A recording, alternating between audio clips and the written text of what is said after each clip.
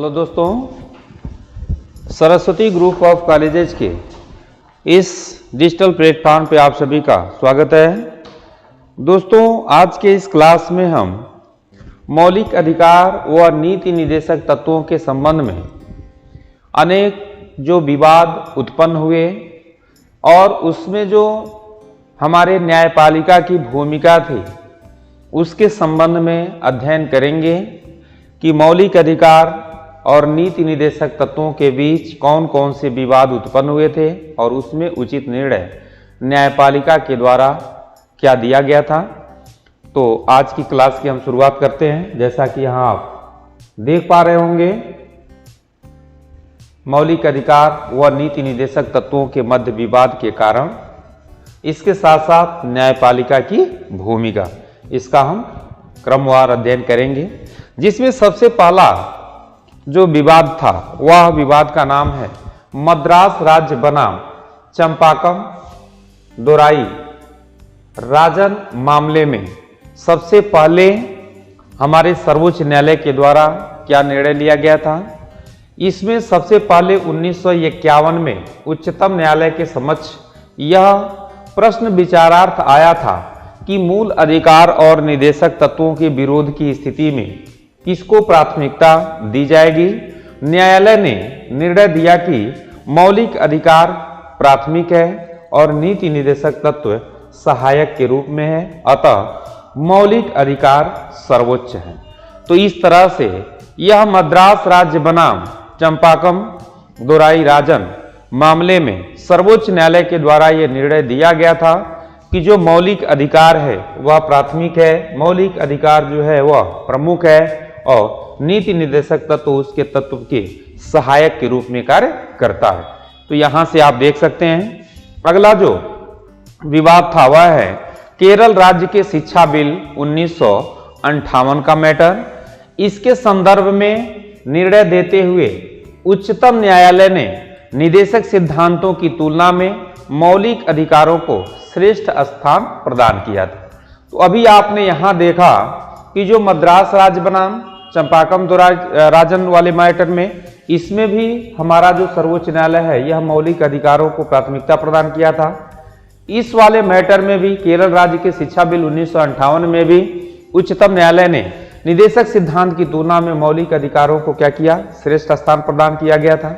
और न्यायालय ने कहा कि दोनों में विरोध होने की दशा में सामंजस्य पूर्ण निर्वाचन का सिद्धांत अपनाना चाहिए। जहां तक संभव हो दोनों को प्रभाव देने का प्रयास करना चाहिए और इसी आधार पर न्यायालय ने पशु संरक्षण कानूनों, जिसके द्वारा गायों, बछड़ों तथा अन्य उपयोगी पशुओं के वध का क्या कर दिया था, प्रतिबंध यानी कि निषेध किया गया है।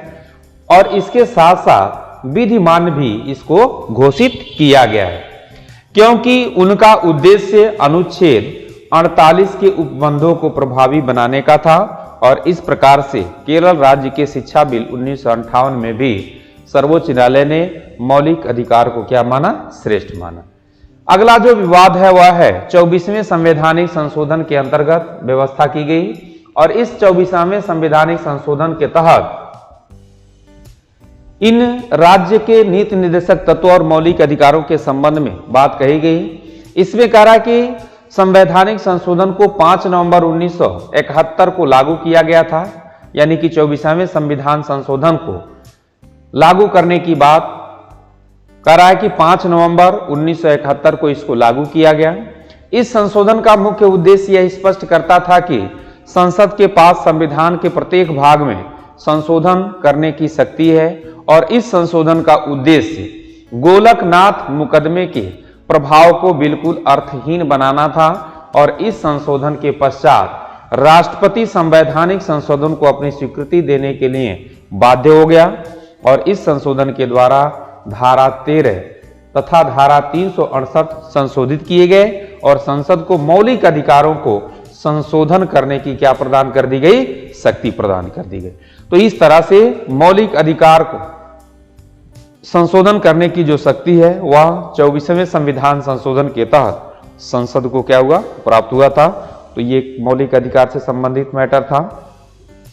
फिर से अगला 25वां संवैधानिक संशोधन के अंतर्गत भी फिर से जो है कि मौलिक अधिकारों से संबंधित व्यवस्था की गई थी और इस संविधान संशोधन के तहत कह रहा है कि धारा 31 में संशोधन किया गया। वह नया अनुच्छेद 31 गौ जोड़ा गया जो राज्यों को अनुच्छेद 39 गौ और गौ में उल्लिखित निर्देशक तत्वों को कार्यान्वित करने के लिए विधि बनाने की शक्ति प्रदान करता है। ऐसी विधि इस आधार पर शून्य नहीं होगी कि वह अनुच्छेद 14 व 19 के द्वारा गारंटी किए गए मूल अधिकारों का अतिक्रमण करती है। इस प्रकार इस संशोधन के द्वारा अनुच्छेद 39 गौ और गौ में दिए गए निर्देशक तत्वों को मूल अधिकारों के ऊपर कर दिया गया है। तो इस तरह से इस 25वें संवैधानिक संशोधन के अंतर्गत भी नीति निर्देशक तत्व और मौलिक अधिकारों के संबंध में परिवर्तन किए गए। इसके बाद से अगला जो मैटर है केशवानंद भारती बनाम केरल राज्य, यह बहुत ही फेमस वाद रहा है और यह विभिन्न प्रतियोगी परीक्षाओं में प्रश्न पूछे भी जाते हैं इससे कि केशवानंद भारती बनाम केरल राज्य यह 1973 का मैटर है, इसको लागू किया गया था। केशवानंद भारती बनाम केरल राज्य के 1973 के मुकदमे में संबंधित अपने निर्णय द्वारा उच्चतम न्यायालय ने 25वें संवैधानिक संशोधन, जो अभी मैंने आपको 25वां संवैधानिक संशोधन बताया है, इसी के आधार पर के अंतर्गत धारा 39B और 39C के निदेशक सिद्धांतों को करने से संबंधित कानूनों को न्यायिक पुनरावलोकन के अधिकार क्षेत्र से बाहर रखा था, जिसको रद्द कर दिया। उच्चतम न्यायालय ने निर्णय दिया कि उचित व सामाजिक व्यवस्था को कायम रखने में कभी कभी यह अत्यंत आवश्यक हो जाता है कि मौलिक अधिकारों को निदेशक सिद्धांतों के अधीन कर दिया जाना चाहिए। और 11 इस मुकदमे के निर्णय के उच्चतम न्यायालय ने निदेशक सिद्धांतों की सर्वोच्चता व श्रेष्ठता को क्या दी थी? प्राथमिकता दी थी। तो इस तरह से केशवानंद भारती बनाम केरल राज्य में यह निर्णय लिया गया। फिर से है 42वां संविधान संशोधन अधिनियम 1976। इस संशोधन के द्वारा अनुच्छेद 31 गौ में पुनः संशोधन किया गया और इसके विस्तार को और बढ़ा करके उसमें नीति निर्देशक तत्वों को शामिल किया गया। अनुच्छेद 31 गौ केवल 2 नीति निर्देशक तत्वों अनुच्छेद 39 के खंड व गौ केवल 2 नीति निर्देशक तत्वों अनुच्छेद 39 के और ख व गौ को मूल अधिकारों पर प्राथमिकता प्रदान करता था।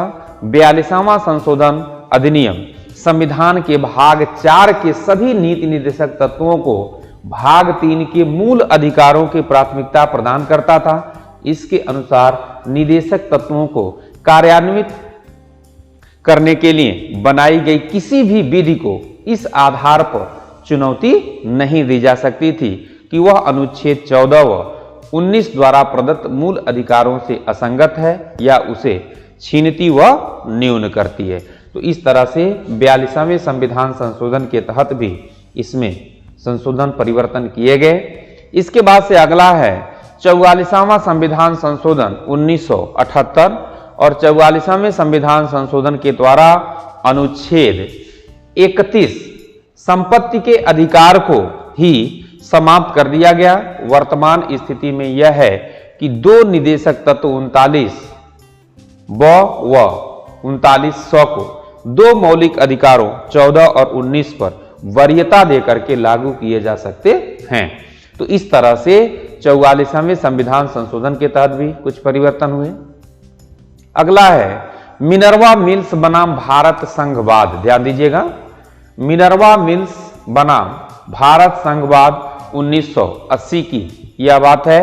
इस वाद में उच्चतम न्यायालय की 5 न्यायाधीशों की पूर्ण पीठ ने 4 संबंधे 1 के बहुमत से 42वें संविधान संशोधन के द्वारा संशोधित अनुच्छेद 31 गौ को इस आधार पर असंवैधानिक घोषित कर दिया कि वह संविधान के मूलभूत ढांचे को नष्ट करता है, जो स्वतंत्र लोकतंत्र के लिए अत्यंत आवश्यक है।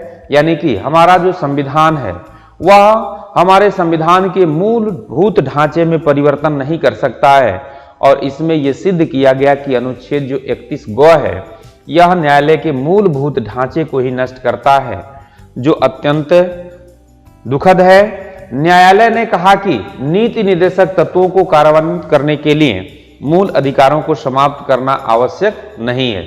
मूल अधिकार व राज्य नीति निर्देशक तत्व दोनों एक दूसरे के पूरक हैं। नीति निर्देशक तत्व वे लक्ष्य हैं जिन्हें प्राप्त करना व मूल अधिकार वे साधन हैं जिनके माध्यम से उन लक्ष्यों को क्या किया जा सकता है, प्राप्त किया जाना चाहिए। तो इस तरह से मिनर्वा मिल्स बनाम भारत संघवाद में आप देख रहे होंगे स्पष्ट रूप से यह कहा गया कि जो हमारा मौलिक अधिकार है वह प्रमुख है। इसके साथ साथ जो नीति निर्देशक तत्व है यानी कि वे लक्ष्य हैं जिन्हें प्राप्त करना है, वह मूल अधिकार वे साधन हैं जिनके माध्यम से उन लक्ष्यों को क्या किया जाएगा, प्राप्त किया जाना चाहिए। तो इस तरह से मिनर्वा मिल्स बनाम भारत संघ में भी मौलिक अधिकारों को वरीयता प्रदान की गई। फिर से अगला है नीति निर्देशक तत्वों को मूल अधिकारों का दर्जा। ध्यान दीजिएगा, ये अगला जो बिंदु आप देख रहे हैं इसमें कह रहा है कि नीति निर्देशक तत्वों को मूल अधिकारों का क्या हुआ, दर्जा प्राप्त हुआ।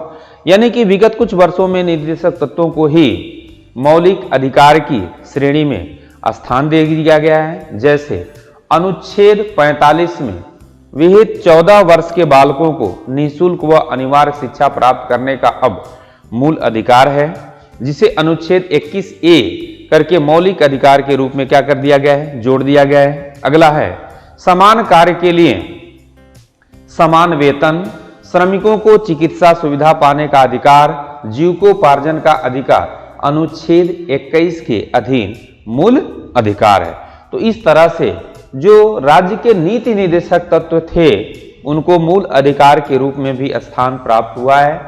तो इस तरह से यानी कि नीति निर्देशक तत्व और मौलिक अधिकार दोनों एक दूसरे के क्या है, पूरक हैं। अंत में यहां निष्कर्ष के रूप में बताया गया है कि सर्वोच्च न्यायालय के निर्णयों से यह स्पष्ट होता है कि मूल अधिकार व नीति निर्देशक जो तत्व हैं एक दूसरे के पूरक हैं, दोनों में कोई विरोध नहीं है, इसलिए किसी को भी एक नहीं करना चाहिए।